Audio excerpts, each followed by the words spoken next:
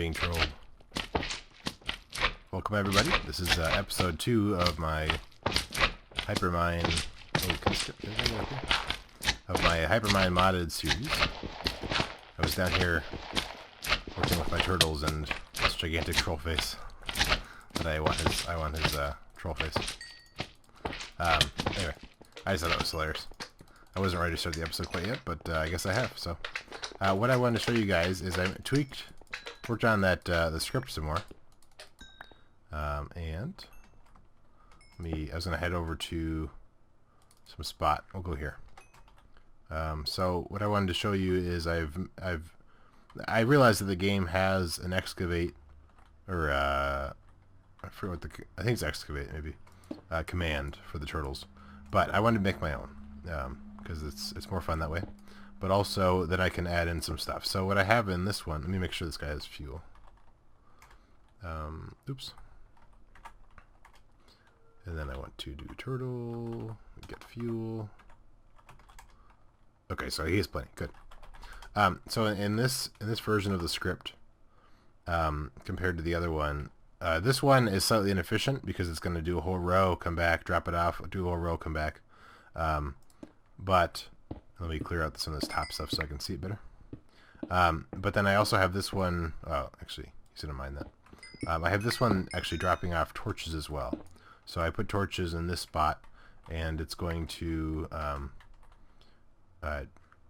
mine stuff and then drop off torches. So let me grab the code again. I still haven't quite set it up to be something that's on the system, but that's okay. So then we do this, and then I will do for this example I will do 10 forward, and I will do, let's do 8 to the right, and I will do 8 down, and then I'll let this guy start. So he mines, and the first time he mines in front, and then every time after that he actually mines down, and that way I'm able to place down torches in a grid, and he's able to pick them up as he comes back through. I had some earlier versions of it where he would still mine forward, and then the torches would end up being knocked off, and it was kind of making a mess, and I was losing torches.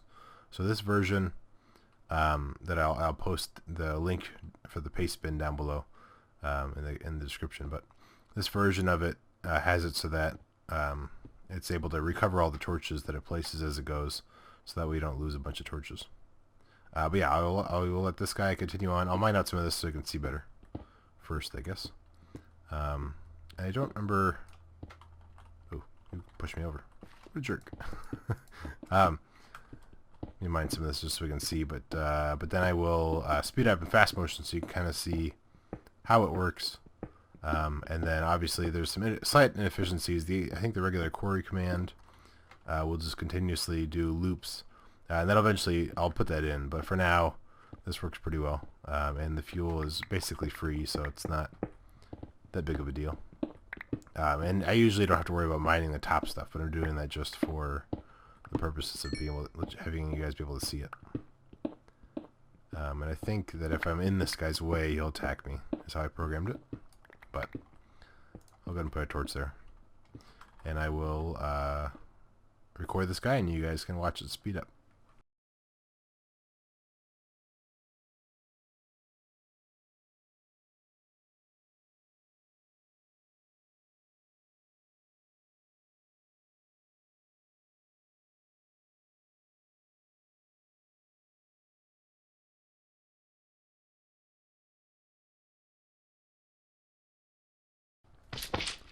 And you get the idea. So he mines out this area here, and then as he goes, he removes the torches and then keeps on digging down. I'm gonna try and adjust this actually to be more efficient, and I think, and now looking at it, the torch placement's a little excessive. So I'll spread that out a little bit in the code, kill the slime, and then I'll show you guys it when it's working with the more efficient pattern, and waiting till the inventory is full before it comes back. Alright, so here we are. We're actually in a different spot. This is actually scoped out a new location. So this, I think, will be where I'll build my main base that I have in mind. But In the meantime, I'm trying to get back to the Nether. So what I want to show you here is I've changed up the script for these guys. So they'll do an entire layer if they can.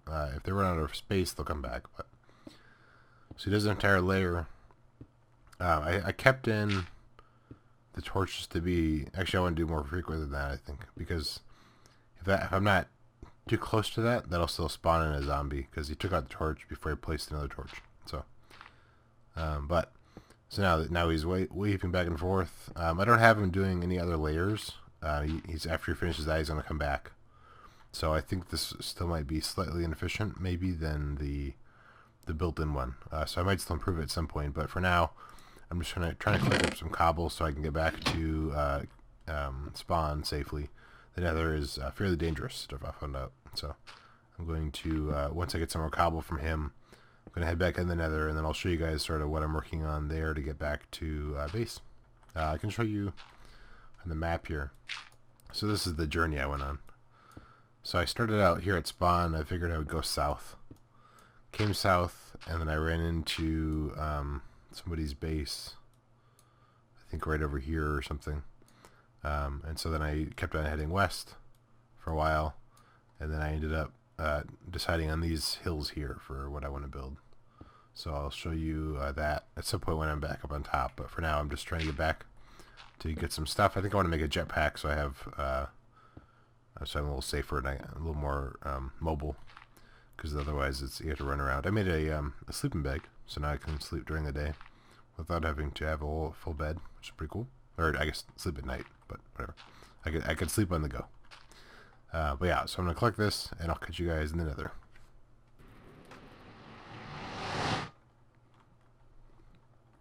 Alright, here we are in the Nether. It's pretty dangerous. I mined some ore over here, and it kind of blew up my face. But that tunnel there is what I'm working on. Oh, I don't know what that is. I'm assuming it's bad. There's also a bat that started attacking me over there. It's kind of crazy. But what I'm trying to do is I'm trying to get to... That's the spawn portal, I think. Assuming I have the coordinates correct. So what I've been doing to build this over the lava is actually using a turtle. In this case, I'm actually using a built-in script, which isn't usually my thing. But so you can just do tunnel. Oh, what was that? Why is it all weird? That's weird. Tunnel 64. And that command will have him dig a 3x3 tunnel. In this case, it's all empty anyway. And then place down whatever block is in that first slot. So in this case, that would be cobble. So now it's going to build the bottom of the bridge. And then what I do is I'm listening for gas and any other sort of weird things, but I'm working on building the walls and then the ceiling afterwards, and hopefully I can get back safely, and I think I should be able to get there. I might have to actually go back and get some more cobble, because I'm making this a very careful tunnel, so we'll see. But I'm going to continue building this, and I will check back with you guys either when I die or when I get back to spawn. Apparently the Nether has gigantic spiders, and it looks like some sort of fire dog. It's a little terrifying. I ran out of blocks to do the top, but that's terrifying. Hopefully it doesn't swim in the lava. Alright, we are back in my base, my starter base. The Nether tunnel actually worked out pretty well. I had the coordinates wrong originally, so I had to adjust my plan, but you'll eventually see that tunnel at some point. What I want to do now is I want to make a jetpack. So I figured I built all these machines without you on camera. So I just want to show you sort of all the steps you have to take to actually make anything. So I want to make two jetpacks and a bat box to charge them. So the first thing, a jetpack itself needs a bat box. So I'll need to make 3 bat boxes, which means I'll need to make 9 rechargeable batteries. So I will need to make all these different things, including tin cable. I made little notes. So let me start with making the tin casing. So I need actually I can do it in my inventory because it's smaller. So this will make these plates. And then I think each of these, yeah, it makes 2. So for these casings, I need a lot more. I don't see how many. So this will make, I need, I think 36 according, if I did everything right. So I think I'll do these. Oh, one more. Okay. Okay, now we have enough, I think 10 casings.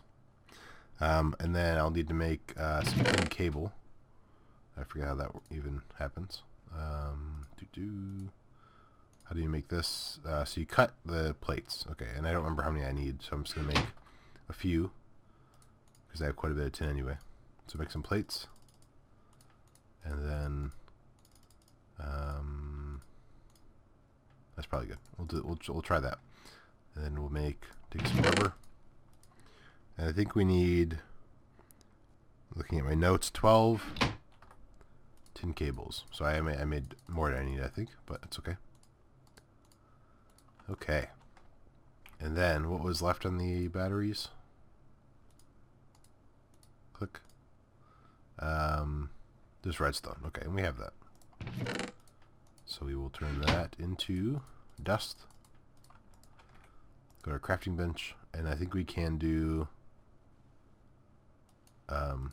this like that. Okay, so we need 9 batteries.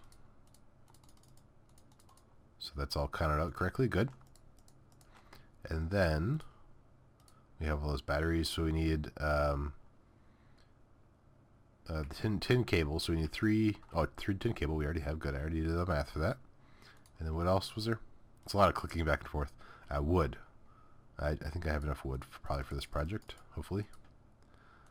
Alright, and then just so I don't mess it up, we'll go ahead and do that.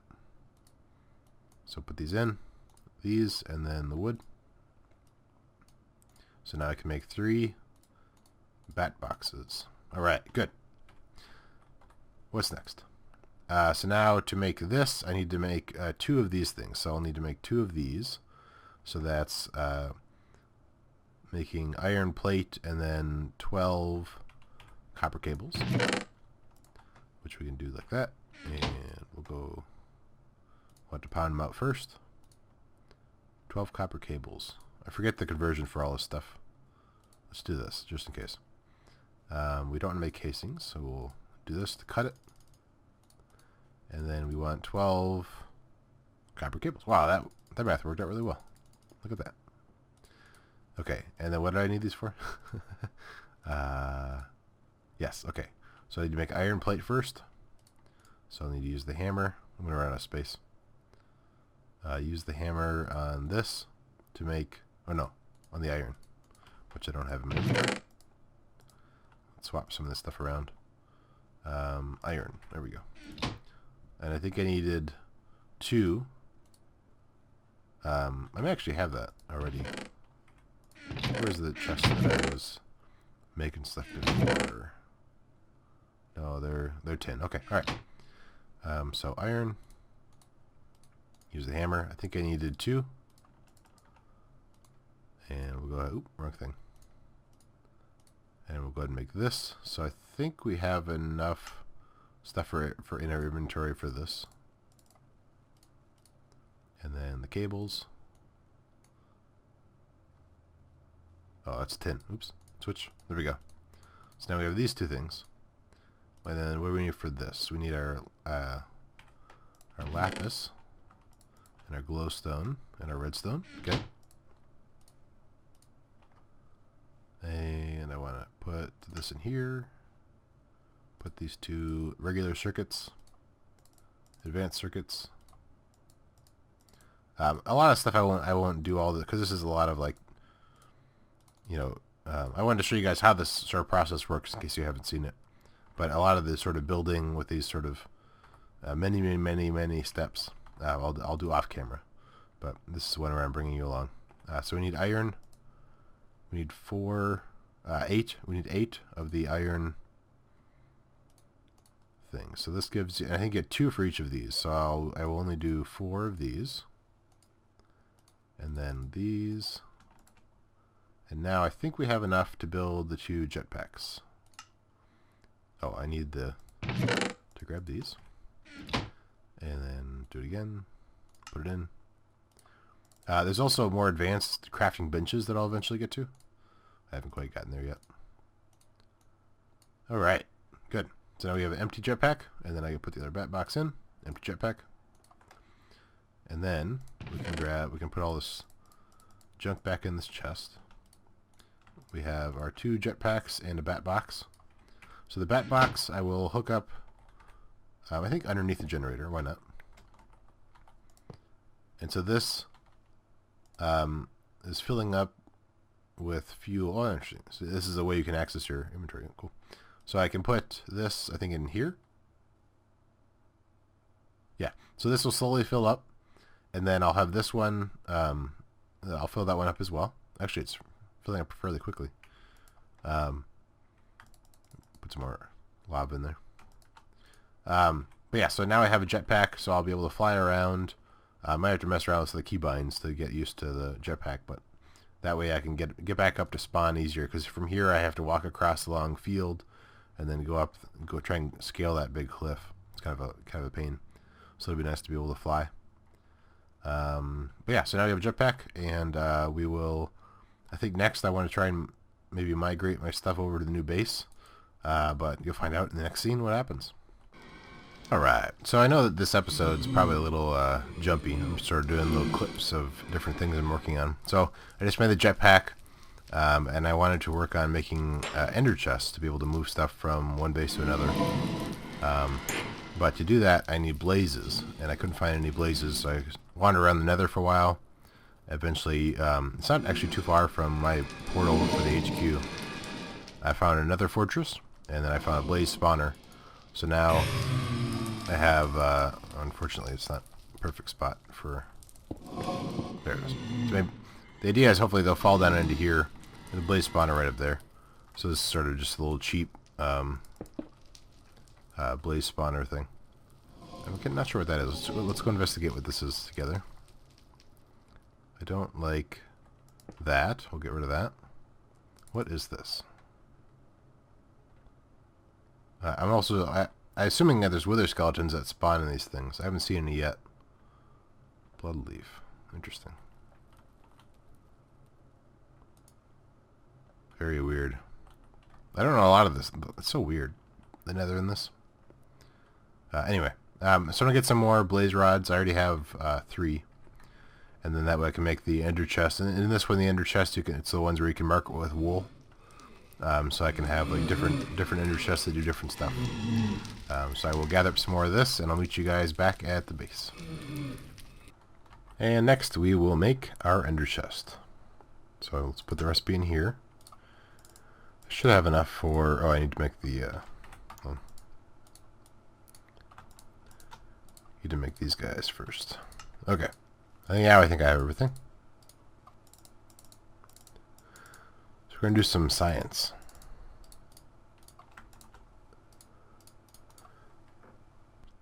Alright, let's see how this works. So first thing I need to do is I want to, I don't think anybody's taken this one yet, so I'm going to color code my main one to be all green to match my outfit. I'm a camouflage guy. And so now what I want to do is find out how these things work. I've used them a while ago, but it's been a while. So what I want to see is first, can you put stuff into it using... Oh, they both open. Okay, that's interesting. When I put stuff in here, does it go into the chest? It does. Comes out over here. And then can I pop it out using the same... Ooh, I can. That's interesting. Okay, well let's see what happens if I do this. I'm curious to find out if you have two